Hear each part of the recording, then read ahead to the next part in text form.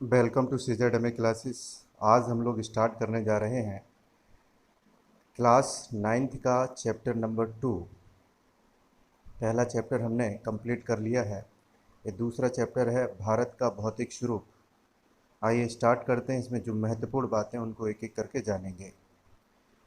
तो पहला जो पॉइंट है पढ़ने लायक वो ये है, हमारे देश में हर प्रकार की भू आकृतियाँ पाई जाती हैं, जैसे पर्वत, मैदान, मरुस्थल, पठार और द्वीप समूह।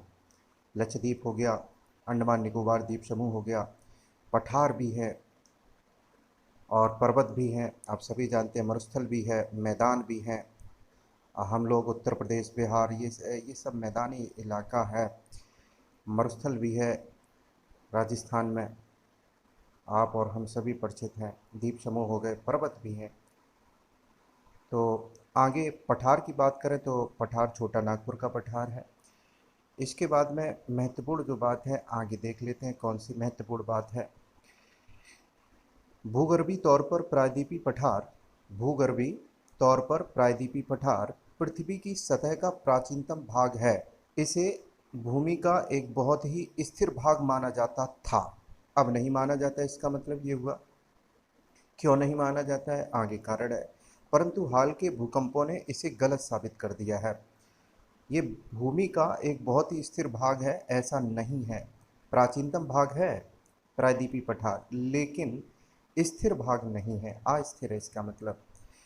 आगे लिखा है, हिमालय एवं उत्तरी मैदान हाल में बनी स्थलाकृतियां हैं, मतलब नवीन है।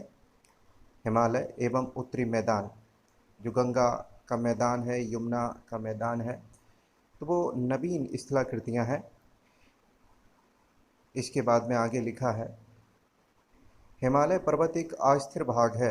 अस्थिर भाग है इसका मतलब ये भी स्थिर नहीं है।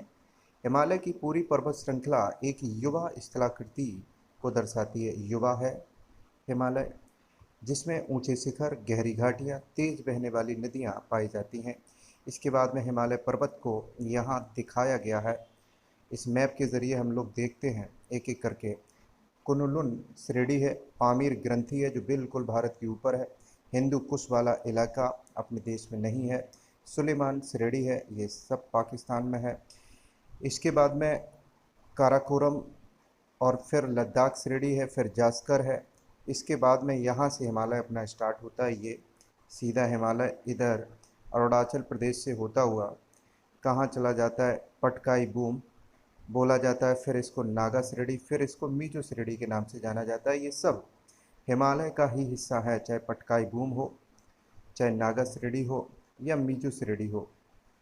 तो ये अरुणाचल प्रदेश के बाद में नागालैंड होता हुआ, मणिपुर, मिजोरम होता हुआ सीधा सीधा बंगाल की खाड़ी में चला जाता है। ऐसा माना जाता है कि ये हिमालय का ही भाग है।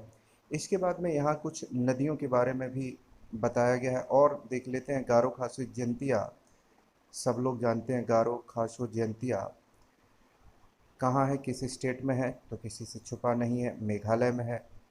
गारो खासी जयंतिया मेघालय। इसके बाद में नदियों के बारे में यहाँ थोड़ी थोड़ी बातें बताई गई हैं। पहले देख लेते हैं पर्वतों को, जो इम्पोर्टेंट पर्वत हैं आते रहते हैं। तो ये पहला एवरेस्ट नेपाल में, ये नेपाल नेपाल ये रहा।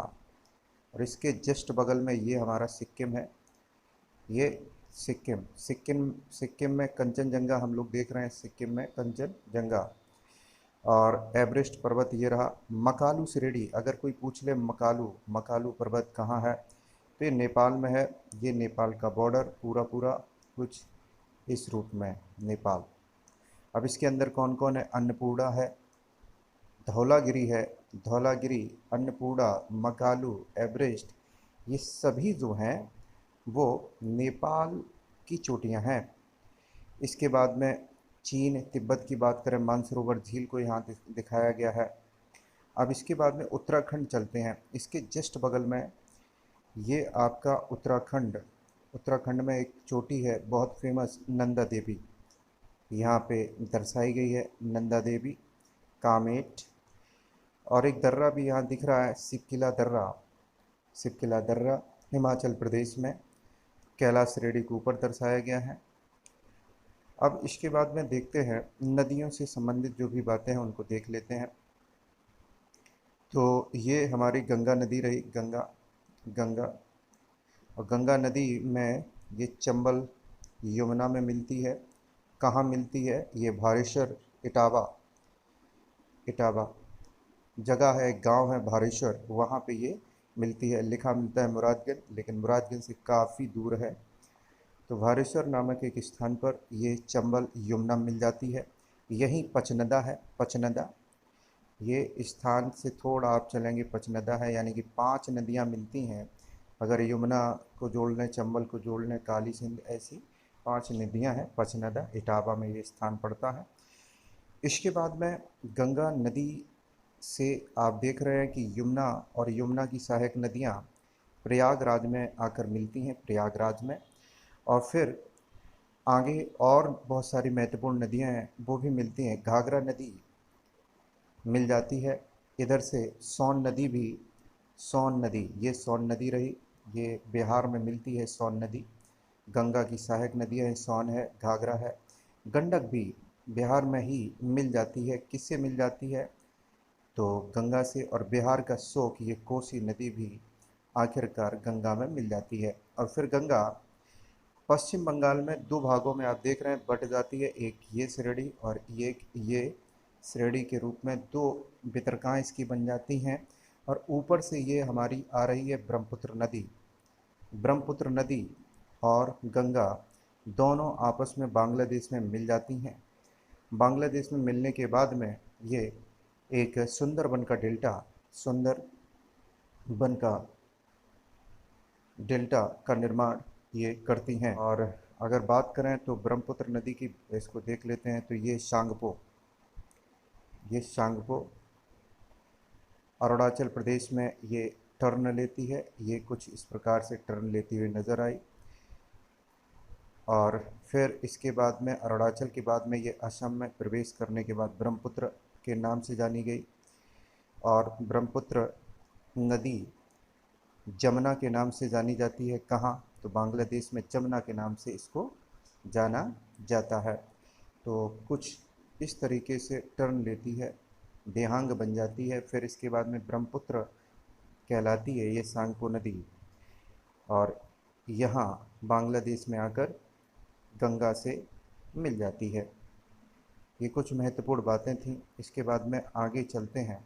क्वेश्चन ऐसे भी पूछा जाता है, पटकाई बूम किसका हिस्सा है? तो हिमालय का। नागा श्रेणी हिमालय का हिस्सा है। इसके बाद में मीजो श्रेणी भी हिमालय का हिस्सा है। आगे देख लेते हैं।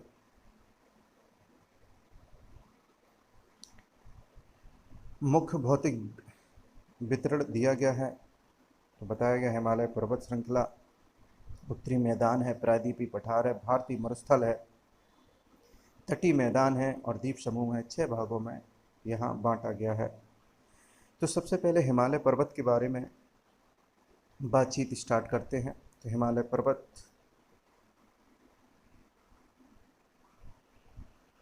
लिखा है, भारत की उत्तरी सीमा पर विस्तृत हिमालय भूगर्भीय रूप से युवा एवं बनावट के दृष्टिकोण से नवीन बलित पर्वत है। नवीन बलित पर्वत का उदाहरण है हिमालय। लेकिन अवशिष्ट पर्वत पूछा जाए तो हमारा अरावली है, अवशिष्ट है। प्राचीन भी है सबसे ज़्यादा अरावली पर्वत। नवीन बलित है आपका हिमालय श्रृंखला है। ये पर्वत श्रृंखलाएं पश्चिम पूर्व दिशा में सिंधु से लेकर ब्रह्मपुत्र तक फैली है। अभी हमने लोगों ने देखा था ब्रह्मपुत्र नदी अरुणाचल प्रदेश में टर्न लेती हुई नज़र आती है और भारत में प्रवेश कर जाती है। सिंधु, सिंधु नदी को देख लेते हैं। सिंधु कहाँ है? ऊपर पाकिस्तान में चली जाती है। ये आपकी रही सिंधु, ये देखिए हमारी सिंधु नदी रही। और यहाँ से आपको बताया गया हिमालय पर्वत स्टार्ट होता है और सीधा चला जाता है कहाँ? तो ये रहा अरुणाचल प्रदेश में। देख रहे हैं कि ये आपकी कौन सी नदी रही, ब्रह्मपुत्र नदी या शांगपो नदी। तो इसका विस्तार बताया गया है। सिंधु की सहायक नदियाँ भी देख लेते हैं। यहीं पे सिंधु की सहायक नदी है झेलम, रावी, सतलुज। ये सभी सहायक नदियाँ हैं जो भारत से होती हुई पाकिस्तान में मीठनकोट नामक स्थान पर ये मिल जाती हैं। मिठानकोट या मीठनकोट। और सिंधु नदी पाकिस्तान में चली जाती है। अब ऐसा भी पूछा जा सकता है, सिंधी नदी के पास में कौन सी श्रेणी है? सुलेमान श्रेणी है। ये पर्वत श्रृंखलाएं पश्चिम पूर्व दिशा में, पश्चिम पूर्व हो गया, बिल्कुल सही बात है। सिंधु से लेकर ब्रह्मपुत्र तक फैली हुई हैं। हिमालय विश्व की सबसे ऊंची पर्वत श्रेणी है, आप सभी जानते हैं। एक अत्यधिक असम, आसम, आ मतलब नहीं, सम, असम ये प्रदेश नहीं है, आसम का मतलब है जो एक सा नहीं है। असम अवरोधों में से एक है, समान नहीं है, हर जगह कहीं ना कहीं ऊंचाई है, कहीं गहराई है। ये 2400 किलोमीटर की लंबाई में फैले एक अर्धवृत्त का निर्माण करती हैं। किसका निर्माण करती हैं? तो अर्धवृत्त का निर्माण करती हैं। 2400 किलोमीटर की लंबाई में फैले, इसकी चौड़ाई कश्मीर में 400 किलोमीटर, कश्मीर में 400 है, अरुणाचल प्रदेश में 150 है, यानी कि कम हो रही है इसकी चौड़ाई, अरुणाचल में 150 किलोमीटर बची है। अगला पॉइंट है, आगे लिखा है पश्चिमी भाग की अपेक्षा पूर्वी भाग की ऊंचाई में अधिक विविधता पाई जाती है। अधिक विविधता कहाँ है? पश्चिम की अपेक्षा पूर्व में, पूर्वी भाग की ऊंचाई में अधिक विविधता है। अपने पूरे देशांतरी विस्तार के साथ हिमालय को 3 भागों में बांटा जाता है। इन श्रृंखलाओं के बीच बहुत अधिक संख्या में घाटियां पाई जाती हैं। सबसे उत्तरी भाग में स्थित श्रृंखला को, उत्तरी भाग में जो स्थित है उसको महान या आंतरिक हिमालय, सबसे उत्तरी या हिमाद्री कहते हैं। हिम से ढका रहता है, ऊंचाई इसकी अधिक है, यही कारण है। आगे बताया गया है, यह सबसे अधिक सतत श्रृंखला है, मतलब निरंतर चलने वाली श्रृंखला है, जिसमें 6000 मीटर की औसत ऊंचाई है। हिमाद्री में 6000 मीटर की औसत ऊंचाई है। सर्वाधिक ऊंचे शिखर हैं, इसमें हिमालय के सभी मुख्य शिखर आ जाते हैं। कौन कौन है तो देख लेते हैं इनको, दो चार को। माउंट एवरेस्ट नेपाल में है, कंचनजंगा भारत में है, सिक्किम में। मकालू देखा था, नेपाल में है मकालू। धौलागिरी भी नेपाल में है। हाइट आपको उसकी याद रखनी है, 8848, कंचनजंगा की 8598। इसके बाद में और श्रेणियां दे रखी हैं, उनको भी देख लेते हैं जल्दी से। नंगा पर्वत भारत में, लेकिन पीओके, पाक ऑक्युपाइड कश्मीर।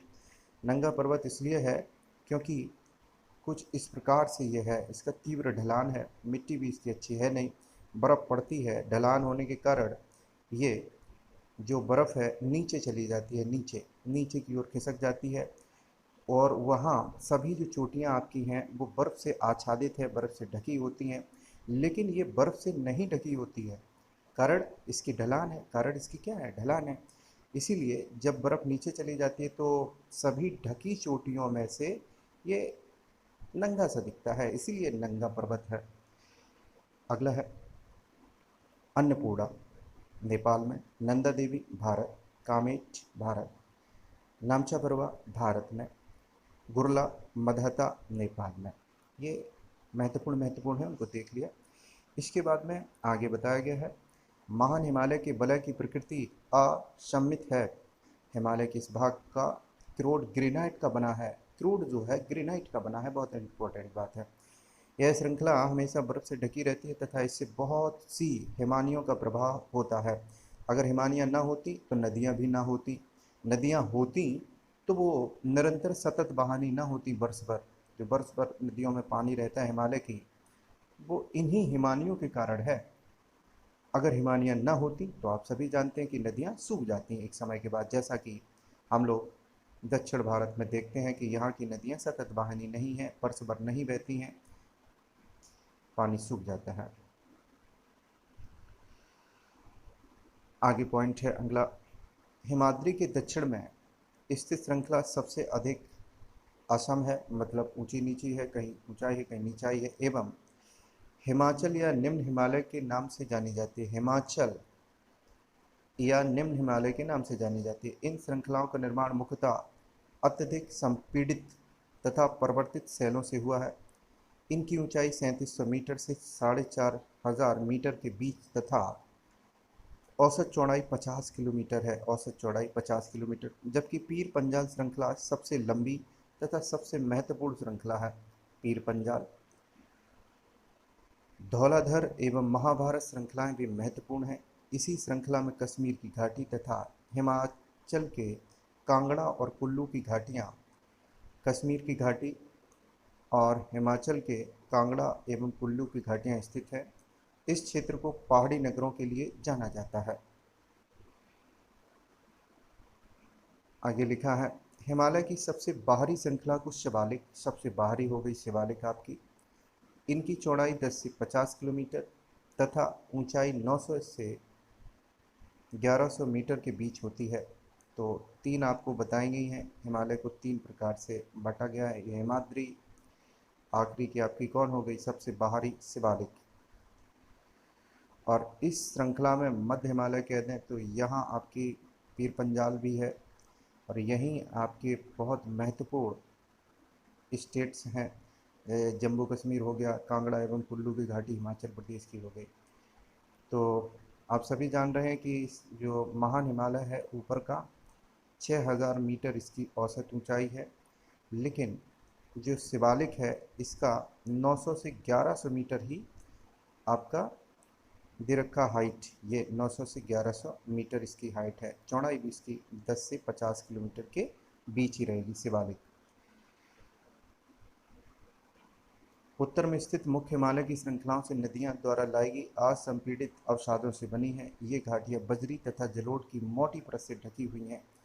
निम्न हिमाचल तथा शिवालिक के बीच में स्थित लंबवत घाटी को दून के नाम से जाना जाता है। निम्न हिमाचल तथा शिवालिक के बीच स्थित लंबवत घाटी को दून के नाम से जाना जाता है। कुछ प्रसिद्ध दून हैं, देहरादून है, कोटली दून है, पाटली दून है, ये हमें बताया गया है। फिर से एक बार मैप है, देख लेते हैं मैप में क्या क्या खास है। ऊपर की बातों को हमने देखा था, अब सीधे चलते हैं राजस्थान। ये अरावली श्रेणी आपको दिख रही है, राजस्थान में अरावली। तो अरावली के अगर इधर देखेंगे तो आपका रेगिस्तान नज़र आएगा। रेगिस्तान, ये रेगिस्तान है, डेजर्ट है। ये जैसलमेर हो गया, बाड़मेर हो गया, ये सब बीकानेर वाला इलाका, जोधपुर हो गया। तो यहाँ वर्षा भी कम होती है, इधर वर्षा अच्छी खासी होती है। और ये हिमालय अरावली को पार नहीं कर पाती हैं, जो हमारा मानसूनी हवा हैं वो पार नहीं कर पाती, इसके समानांतर होती हैं ऐसे कुछ। तो जब समानांतर होंगी तो इसको पार नहीं करेंगी, जब पार नहीं करेंगी तो फिर बरसात भी यहाँ जैसलमेर वाला जो इलाका है, बाड़मेर वाला इलाका, वहाँ बरसात नहीं हो पाती है। आगे बताया गया है, ये बिंद श्रेणी है, सतपुड़ा है, महादेव की पहाड़ी है। यहाँ महत्वपूर्ण है तापी नदी। ये तापी नदी आप देख रहे हैं कि महादेव पहाड़ी से होती हुई सीधी चली जाती है अरब सागर में।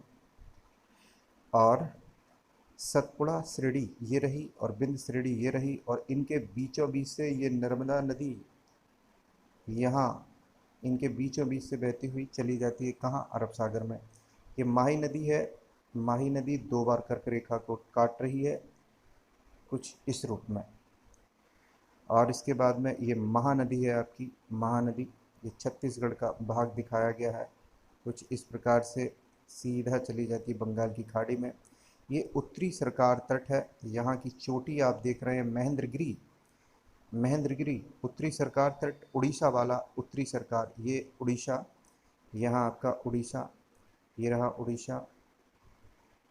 महेंद्रगिरी 1501 मीटर इसकी ऊंचाई दे रखी है। महेंद्रगिरी उत्तरी सरकार में सबसे ऊंची चोटी दिखाई गई है। इसके बाद में और भी महत्वपूर्ण बातें हैं, इनको देख लेते हैं। कोरोमंडल तट, ये महत्वपूर्ण है, कोरोमंडल तट, ये आपका यहाँ आपका आंध्र प्रदेश, एपी रहा, आंध्र प्रदेश।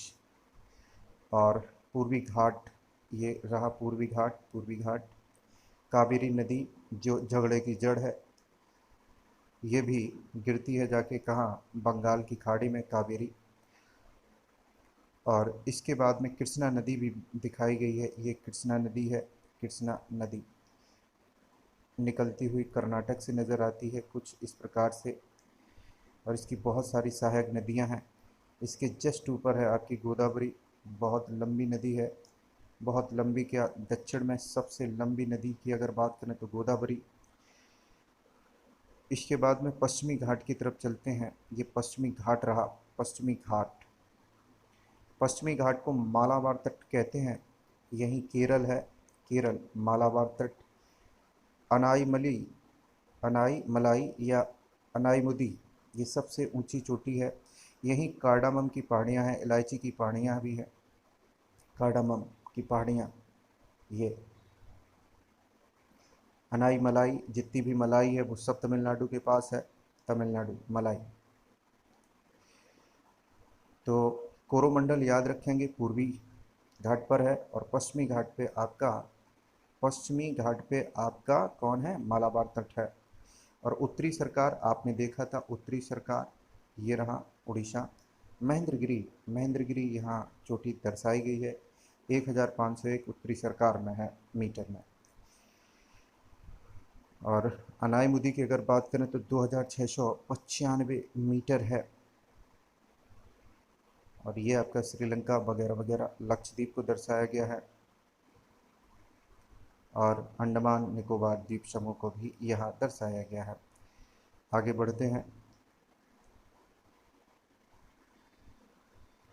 जहाँ महत्वपूर्ण बात है उसको देख लेते हैं तुरंत। इस उत्तर दक्षिण के अतिरिक्त हिमालय को पश्चिम से पूर्व तक स्थित क्षेत्रों के आधार पर भी विभाजित किया गया है, अभी वही विभाजन चल रहा है।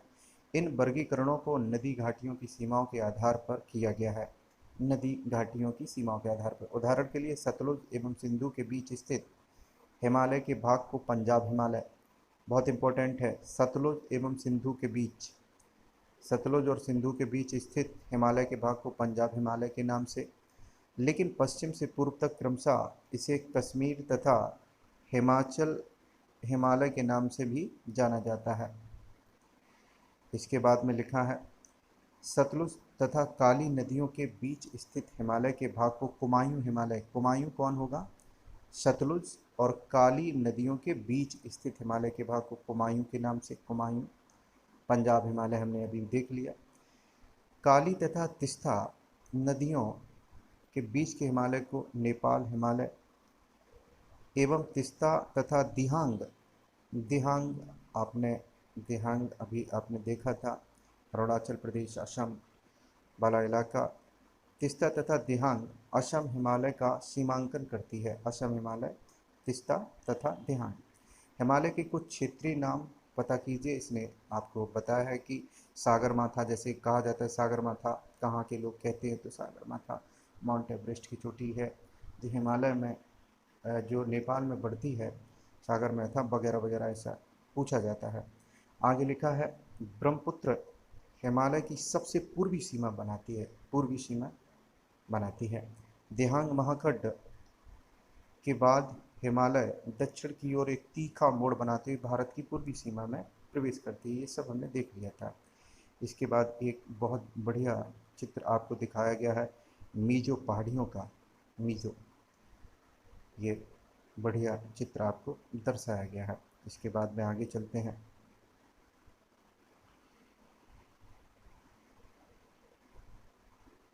पूर्वांचल या पूर्वी पहाड़ियाँ तथा पर्वत श्रृंखलाओं के नाम से इनको जाना जाता है। ये पहाड़ियाँ उत्तर पूर्वी राज्यों से होकर गुजरती हैं तथा मजबूत बलुआ पत्थरों जो औषधि शैल हैं से बनी हैं।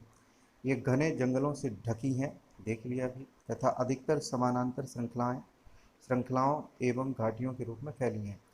पूर्वांचल या पूर्वांचल में पटकाई, नागा, मिजो तथा मणिपुर पहाड़ियाँ शामिल हैं।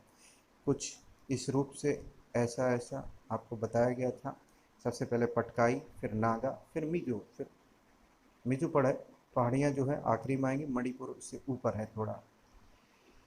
उत्तरी मैदान की बात कर लें, उत्तरी मैदान किससे बना है? उत्तरी मैदान 3 प्रमुख नदियां हैं, सिंधु, गंगा एवं ब्रह्मपुत्र तथा इनकी सहायक नदियों से बना है। यह मैदान जलोढ़ मृदा से बना है। लाखों वर्षों हिमालय के गिरिपाद में स्थित बहुत बड़े बेसिन में जलोढ़ों का निक्षेप हुआ, जिससे इस उपजाऊ मैदान का निर्माण हुआ है।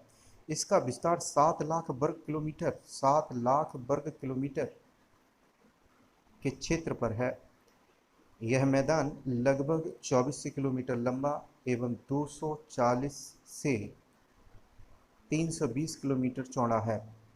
यह सघन जनसंख्या वाला भौगोलिक क्षेत्र है, समृद्ध मृदा आवरण है, पर्याप्त पानी की उपलब्धता एवं अनुकूल जलवायु के कारण कृषि की दृष्टि से भारत का अत्यधिक उत्पादक क्षेत्र है। उत्तरी पर्वतों से आने वाली नदियां निक्षेपण कार में लगी हैं। नदी के निचले भागों में ढाल कम होने के कारण नदी की गति कम हो जाती है, जिसके परिणाम स्वरूप नदी द्वीपों का निर्माण करती है। जब अपने साथ मिट्टी लाएंगी और ढाल होगा नहीं तो क्या होगा, तो जगह ब जगह टीले बन जाएंगे, नदी द्वीप बनेंगे। माजुली भी इसका उदाहरण है। आप सभी जानते हैं ब्रह्मपुत्र नदी असम में बनाती है। इसके बाद में एक इम्पोर्टेंट बात है, दोआब का अर्थ क्या है? दो नदियों के बीच का भाग। दोआब दो शब्दों से मिलकर बना है, दो तथा आब। आब मतलब पानी होता है। इसी प्रकार पंजाब भी दो शब्दों से मिलकर बना है। पंज का अर्थ है पाँच, आब का अर्थ है पानी, यानी कि पांच नदियों का पानी पंजाब।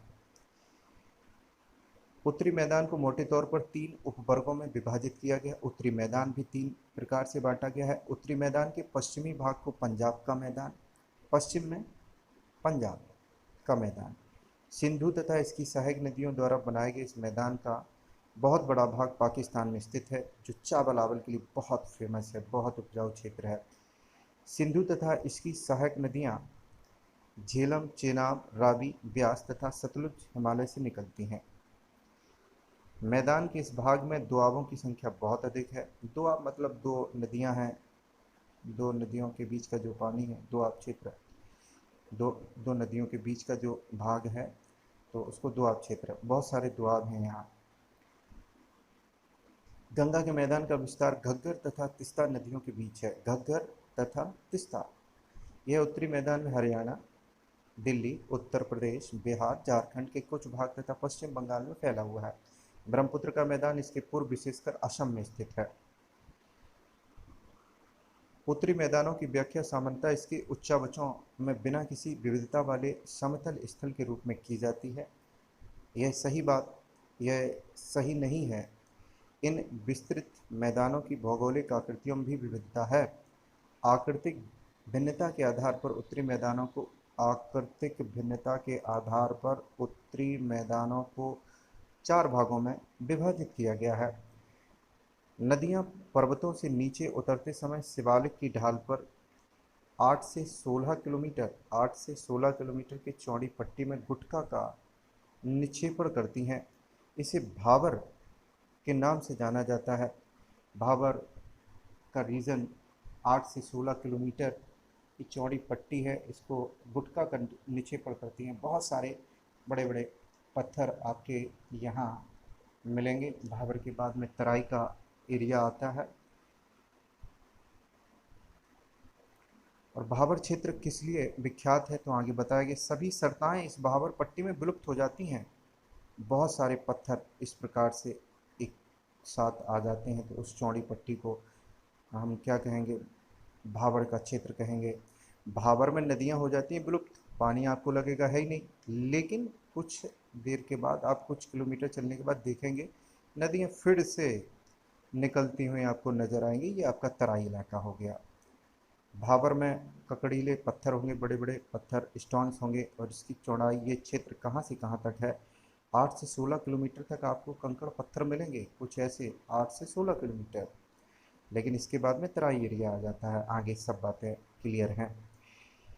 सभी सरताएं इस भाबर पट्टी में विलुप्त हो जाती हैं। इस पट्टी के दक्षिण में ये सरताएं एवं नदियां पुनः निकल आती हैं एवं नम तथा दलदली क्षेत्र का निर्माण करती हैं, जिसे तराई कहा जाता है। यह वन प्राणियों से भरा घने जंगलों का क्षेत्र होता है। बंटवारे के बाद पाकिस्तान से आए शरणार्थियों को कृषि योग्य भूमि उपलब्ध कराने के लिए इस जंगल को काटा गया। आगे और लिखा है,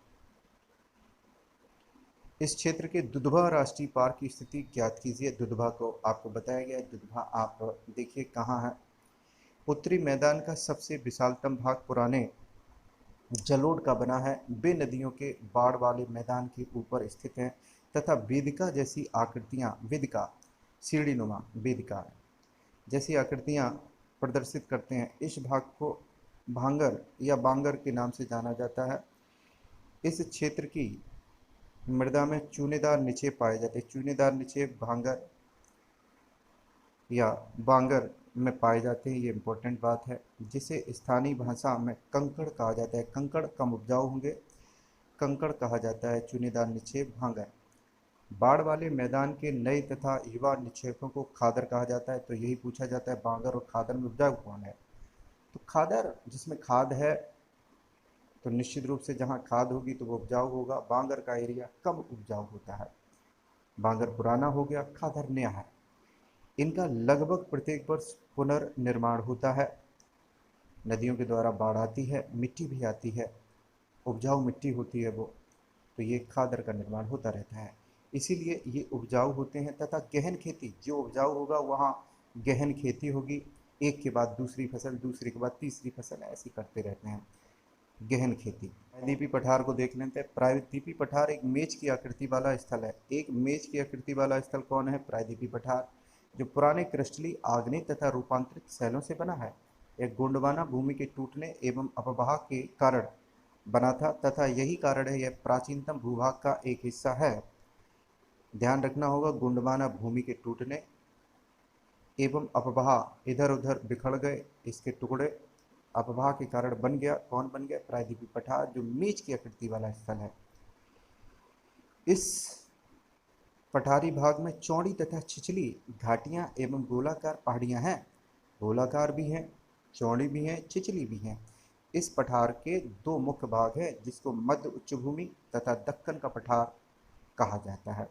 नर्मदा नदी के उत्तर में प्रायद्वीपीय पठार का वह भाग जो कि मालवा के पठार के अधिकतर भागों पर फैला है, उसे मध्य उच्च भूमि के नाम से जाना जाता है। विंध्य श्रृंखला दक्षिण में सतपुड़ा श्रृंखला तथा उत्तर पश्चिम में अरावली से घिरी है। विंध्य श्रृंखला जो है अरावली अरावली और किससे? सतपुड़ा श्रृंखला से घिरी है। पश्चिम में यह धीरे धीरे राजस्थान के बलुई तथा पथरीले मरुस्थल से मिल जाती है। इस मिट्टी में बहने वाली नदियां चंबल, सिंध, बेतवा, केन दक्षिण पश्चिम से पूर्व उत्तर पूर्व की तरफ बहती हैं। इस प्रकार वे इस क्षेत्र के ढाल को दर्शाती हैं। मध्य उच्च भूमि पश्चिम में चौड़ी है। मध्य उच्च भूमि पश्चिम में चौड़ी लेकिन पूर्व में संकीर्ण है। इस पठार के पूर्वी विस्तार को स्थानीय रूप से बुंदेलखंड तथा बघेलखंड, मध्य उच्च भूमि बुंदेलखंड और बघेलखंड के नाम से जानी जाती है। इसके और पूर्व के विस्तार को दामोदर नदी द्वारा अपवाहित छोटा नागपुर पठार दर्शाता है। दक्षिण का पठार एक त्रिभुजाकार भूभाग है। दक्षिण का पठार जो है वो त्रिभुजाकार आकृति में है, जो नर्मदा नदी के दक्षिण में स्थित है। उत्तर में इसके चौड़े आधार पर सतपुड़ा की श्रृंखला है, जबकि महादेव, कैमूर की पहाड़ी तथा मैकाल श्रृंखला इसके पूर्वी विस्तार हैं। इनको सभी को दर्शाया गया है, अभी पहले ऊपर मैप दिया गया था, उसी आधार पर ये सब बातें आपको बताई गई हैं। दक्षिण का पठार पश्चिम में ऊंचा, पूर्व की ओर कम ढाल वाला है। इस पठार का एक भाग उत्तर पूर्व में भी देखा जाता है, जिसे स्थानीय रूप से मेघालय, कार्बी एंगलोंग पठार तथा उत्तर कचार पहाड़ी के नाम से जाना जाता है। यह एक भ्रंश के द्वारा छोटा नागपुर पठार से अलग हो गया है। पश्चिम से पूर्व की ओर तीन महत्वपूर्ण श्रृंखलाएं मानी जाती हैं, जो गारो, खासो तथा जयंतियां हैं। देख लेते हैं एक बार। मैप आया गया है, जो छोटा नागपुर पठार है ये भ्रंश के कारण अलग हो गया है, तो ये आपकी गारो, खासो, जयंतियां हैं। विंध्य श्रेणी के बारे में बताया गया है। ये मालवा का आपका पठार रहा, ये मालवा का पठार, और ये महादेव श्रेणी के बारे में बताया गया है। तो उच्च भूमि की बात की गई है। छोटा नागपुर पठार जो हिस्सा इसका हुआ करता था, ये मेघालय का पठार हो गया, जिसमें गारो, खासी, जयंतियां हैं, इसी का हिस्सा है। अपभ्रंश के कारण टूट गया है। आगे लिखा है, दक्षिण के पठार के पूर्वी एवं पश्चिमी सिरे पर क्रमशः पूर्वी तथा पश्चिमी घाट स्थित हैं। तो ये भी बात हो चुकी है, पूर्वी घाट पश्चिमी घाट कहाँ है? पश्चिमी घाट तट के समानांतर स्थित हैं। वे सतत हैं, मतलब निरंतर चलते रहे हैं, तथा उन्हें केवल दर्रा के द्वारा ही पार किया जा सकता है। दर्रा एक रास्ता होता है। भारत के भौतिक मानचित्र में थालघाट, बोरघाट तथा पालघाट की स्थिति ज्ञात कीजिए। ये तीन दर्रे बहुत महत्वपूर्ण हैं जो पश्चिमी घाट में पाए जाते हैं। पश्चिमी घाट पूर्वी घाट की अपेक्षा ऊंची है। पूर्वी घाट के 600 मीटर की औसत ऊंचाई की तुलना में पश्चिमी घाट की औसत ऊंचाई 900 से 1600 मीटर है। पूर्वी घाट का विस्तार महानदी से दक्षिण में नीलगिरी तक महानदी से नीलगिरी तक है। पूर्वी घाट का विस्तार सतत नहीं है, पूर्वी घाट टूटा उटा है, ये अनियमित है एवं बंगाल की खाड़ी में गिरने वाली नदियों ने इनको काट दिया है। बहुत सारी नदियाँ आती हैं बंगाल की खाड़ी में गिरती हैं, इसलिए पूर्वी घाट कट फट गया है। पश्चिमी घाट में पर्वतीय वर्षा होती है। यह वर्षा घाट के पश्चिमी ढाल पर आर्द्र हवा के टकराकर ऊपर उठने के कारण होती है। पश्चिमी घाट को विभिन्न स्थानीय नामों से जाना जाता है। पश्चिमी घाट की ऊंचाई उत्तर से दक्षिण की ओर बढ़ती जाती है। इस भाग के शिखर ऊंचे हैं। अनाईमुदी डोडा बेटा पूर्वी घाट का सबसे ऊंचा शिखर है। महेंद्रगिरी 1500 मीटर। पूर्वी घाट के दक्षिण पश्चिम में शिवराय तथा जावेदी की पहाड़ियां हैं। शिवराय और जावेदी।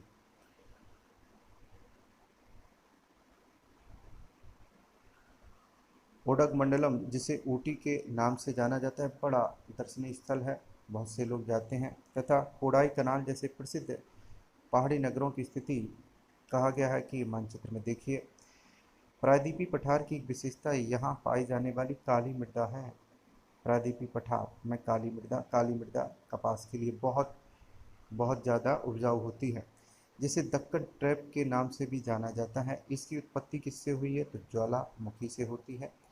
इसकी उत्पत्ति ज्वालामुखी से हुई है। इसकी शैल आग्नेय है। आग्नेय वास्तव में इन शैलों का समय के साथ अपरदन हुआ है, जिनसे काली मृदा का निर्माण हुआ है। अरावली की पहाड़ियाँ प्रायद्वीपीय पठार के पश्चिम एवं उत्तरी पश्चिम किनारे पर स्थित हैं। ये बहुत अधिक अपरदित एवं खंडित पहाड़ियाँ हैं। ये गुजरात से लेकर दिल्ली तक दक्षिण पश्चिम में उत्तर पूर्व दिशा में फैली हैं। जो राष्ट्रपति भवन है वहाँ तक ये खंडित रूप में आपकी चली गई हैं अरावली की पहाड़ियाँ। भारतीय मरुस्थल के बारे में बताया गया। अरावली पहाड़ी के पश्चिमी किनारे पर थार का मरुस्थल स्थित है। ये बालू के टिब्बों से ढका है एवं एक तरंगित मैदान है।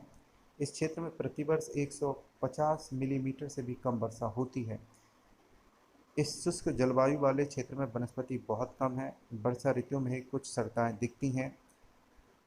लूनी वगैरह यहाँ कुछ नदियाँ हैं और उसके बाद वे बालू में ही विलीन हो जाती हैं। पर्याप्त जल नहीं मिलने से वे समुद्र तक नहीं पहुँच पाती हैं। केवल लूनी ही इस क्षेत्र की सबसे बड़ी नदी है।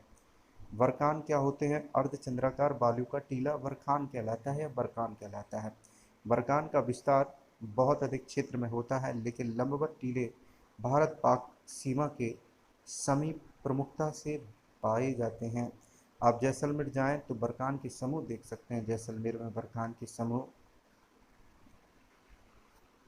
तटीय मैदान की बात कर लेते हैं। प्रायद्वीपीय पठार के किनारों संकीर्ण तटीय पट्टियों का विस्तार है। ये आपके किनारे हो गए। यहाँ कुछ इस प्रकार से बहुत संकीर्ण मात्रा में मैदान है, वही बताया गया है। यह पश्चिम में अरब सागर से लेकर पूर्व में बंगाल की खाड़ी तक विस्तृत है। पश्चिमी घाट तथा अरब सागर के बीच स्थित एक संकीर्ण मैदान है। पश्चिमी घाट जो है, पश्चिमी घाट तथा अरब सागर के बीच स्थित एक संकीर्ण मैदान है। इस मैदान के 3 भाग हैं। तट के उत्तरी भाग को कोंकण, मुंबई तथा गोवा वाला क्षेत्र कोंकण के नाम से, मध्य भाग को कन्नड़, कर्नाटक वाला इलाका हो गया, एवं दक्षिणी भाग को मालाबार यानी कि केरल। कोंकण आपका मुंबई तथा गोवा, इसके बाद में कन्नड़, कर्नाटक एवं मालाबार केरल तट को कहा जाता है। बंगाल की खाड़ी के साथ विस्तृत मैदान चौड़ा एवं समतल है। उत्तरी भाग में इसे उत्तरी सरकार कहा जाता है। दक्षिणी भाग में कोरोमंडल तट, जो आंध्र प्रदेश वाला, उत्तरी सरकार उड़ीसा वगैरह। जैसे महानदी गोदावरी नदियां जो हैं, कृष्णा है, कावेरी, इस तट पर विशाल डेल्टा का निर्माण करती हैं, डेल्टा बनाती हैं। कुछ इस प्रकार से डेल्टा का निर्माण कर देती हैं। पानी आगे जा नहीं पाता, अवसाद जम जाते हैं। आप सभी जानते हैं ये सब बात है। चिल्का झील जो है पूर्वी तट पर स्थित एक महत्वपूर्ण भूलक्षण है। चिल्का झील उड़ीसा में है। खारे पानी के लिए जानी जाती है। आगे दिया है। चिल्का झील भारत में खारे पानी की सबसे बड़ी झील है। यह उड़ीसा में महानदी डेल्टा के दक्षिण में स्थित है। द्वीप समूह को देख लेते हैं जल्दी से। तो भारत का मुख्य स्थल भाग अत्यधिक विशाल है। इसके अतिरिक्त भारत में 2 द्वीपों का समूह भी स्थित है। लक्षद्वीप हो गया एक, अंडमान निकोबार। केरल के मालाबार तट के पास स्थित लक्षद्वीप की स्थिति को ज्ञात कीजिए। द्वीपों का यह समूह छोटे प्रवाल द्वीपों से प्रवाल से बना है। पहले इनको लक्काद्वीप, मिनिकॉय तथा एमीन द्वीप के नाम से जाना जाता था, लेकिन 1973 में इनका नाम लक्षद्वीप रखा गया, जो लक्काद्वीप, मिनिकॉय और एमिनी द्वीप के नाम से जाना जा रहा था। यह 32 वर्ग किलोमीटर के छोटे से क्षेत्र में फैला है।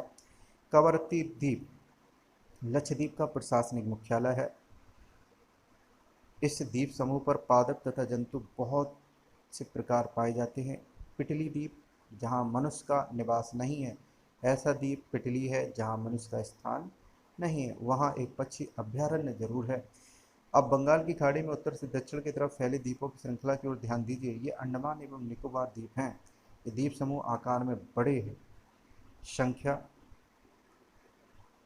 में बहुत बहुल तथा बिखरे हुए हैं। यह द्वीप समूह मुख्यतः 2 भागों में बांटा गया, उत्तर में अंडमान तथा दक्षिण में निकोबार, उत्तरी अंडमान और दक्षिणी निकोबार।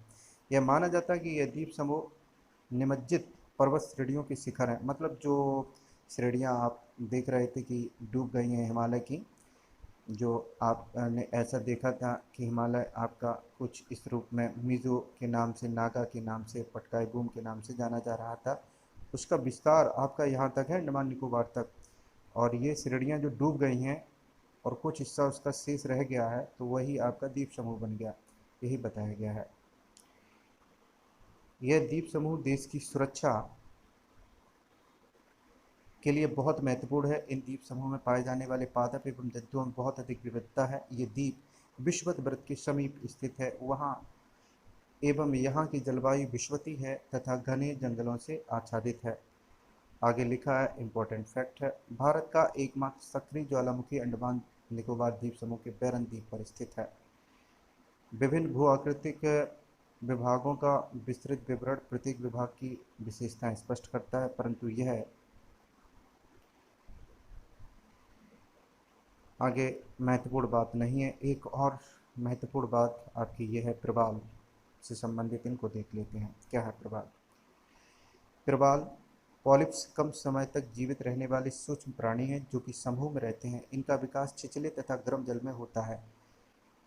इनसे कैल्शियम कार्बोनेट का स्राव होता है। प्रवाल स्राव एवं प्रवाल अस्थियां टीले के रूप में निक्षेपित होती हैं। ये मुख्यतः 3 प्रकार के होते हैं, प्रवाल रुधिका, तटीय प्रवाल भित्ति तथा प्रवाल वलय द्वीप। ऑस्ट्रेलिया का ग्रेट बैरियर रीफ प्रवाल रुधिका का अच्छा उदाहरण है। प्रवाल द्वीप समूह लक्षद्वीप में भी है।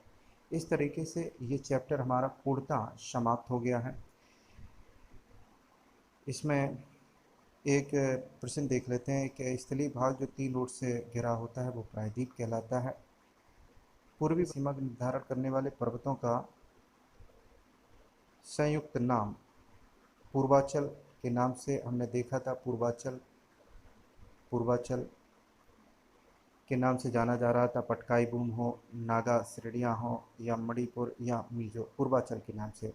गोवा के दक्षिण में स्थित पश्चिमी तटीय पट्टी, गोवा के दक्षिण में, तो आपका ये इंडिया, ऊपर महाराष्ट्र, यहाँ गोवा, और गोवा के बाद में आप देख रहे थे कि नीचे की तरफ कर्नाटक, कन्नड़, और फिर आपका केरल का मालाबार तट है।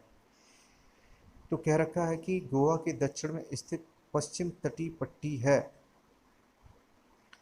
तो कन्नड़ का आपका पड़ता है। उत्तरी सरकार आपका इधर है, कुछ इस रूप में उत्तरी सरकार। और कोरोमंडल तट की बात करें तो कोरोमंडल तट आपका कुछ यहाँ है। और कोंकण तट की बात करें तो कोंकण तट तो कहा जाता है महाराष्ट्र और गोवा को ही कोंकण। तो अब आपका बचा क्या है? तो आपका बचा है कन्नड़, तो कन्नड़ आपका आंसर हो जाएगा। पूर्वी घाट का, पश्चिमी घाट का नहीं, पूर्वी घाट का, पूर्वी घाट का कुछ इस रूप में हम बना लेते हैं। तो यहाँ एक महेंद्रगिरी पहाड़ी थी, 1500 के करीब करीब 15। पश्चिमी घाट हो गया, ये आपका पूर्वी घाट हो गया। खासी आप जान रहे हैं, गारो खासी जयंतियाँ, ये पहाड़ियाँ आपकी मेघालय में है। कंचनजंगा सिक्किम, सिक्किम में। अनाईमुदी आप जान रहे हैं कि बिल्कुल नीचे इलाके में यहाँ अनाईमुदी है, तो ये पश्चिमी घाट में आपका पड़ रहा है। तो महेंद्रगिरी पूर्वी घाट का शिखर होगा। भावर क्या है ये आप सब जानते हैं। भावर का इलाका क्या है, अच्छे से आपको अभी डिस्कस हुआ था। भावर क्षेत्र, भावर, ककड़ीले पत्थर, और उसके बाद में तराई का इलाका आता है। हिमालय के 3 विभागों के नाम उत्तर से दक्षिण, ये सभी बातें हुई हैं।